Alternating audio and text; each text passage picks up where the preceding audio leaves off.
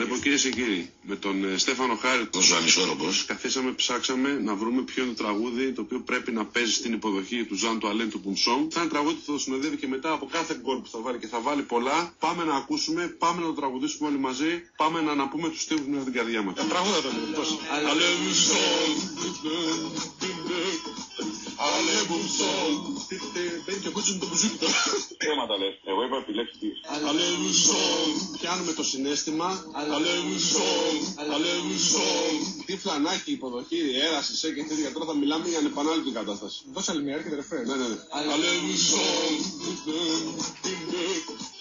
Ale Πουμσόν. Ale Πουμσόν. Γλυκούλη. Ale Πουμσόν. 10.000 κόσμος αύριο, το λιγότερο. Για τον Αλέν. Ο Γλυκούλης. Βέβαια το παρατσούκι μπουμ μπουμ δεν είναι, το Πουμσόν. Ναι. Και το ήμουν στο της Βίσχο, Γκαρβέλα. Μπουμ μπουμ μπουμ. Σόντ.